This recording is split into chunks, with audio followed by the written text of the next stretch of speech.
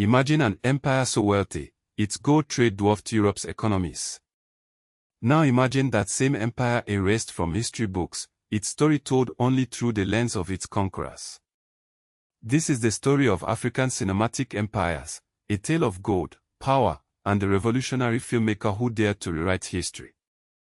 Ousmane Sembène, a Senegalese dredge worker turned communist activist, didn't just make films, he weaponized them.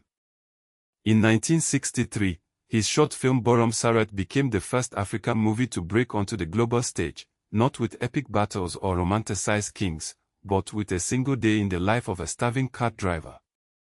This was no accident.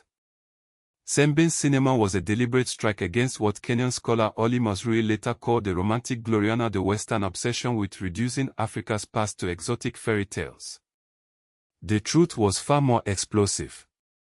Take the Songhai Empire, which dominated West Africa's Sahel from 1465 to 1591 under Askia Muhammad I. Modern YouTube videos love claiming Songhai was richer than all of Europe combined. But here's what they won't tell you. That comparison is a myth. Yes, Songhai controlled trans-Saharan gold routes that made Timbuktu an intellectual superpower, but Europe's wealth was scattered across competing kingdoms. The real story isn't about who had more gold, it's about why this myth persists today.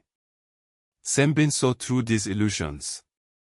His 1975 masterpiece Zela exposed the rot festering beneath Africa's post-independence euphoria. The film's protagonist, a corrupt businessman cursed with impotence, becomes a metaphor for leaders who traded colonial masters for self-enrichment.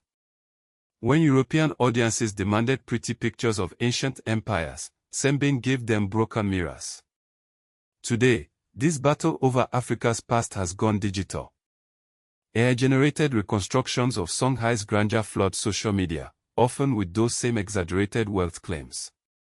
Meanwhile, platforms like Africa is a Country are digitizing suppressed histories, including fascist propaganda films shot in 1930s Ethiopia.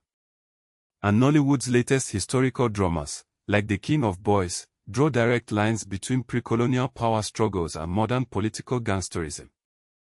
The question is no longer whether African empires were great, it's who gets to define what greatness means. When Mazrui warned against romantic Gloriana, he wasn't dismissing Africa's achievements. He was demanding something far more radical, the right to critique empires as fiercely as we celebrate them. Because true liberation doesn't come from golden legends. It comes from the unflinching gaze of a dredge worker who picked up a camera and taught the world to see Africa through African eyes.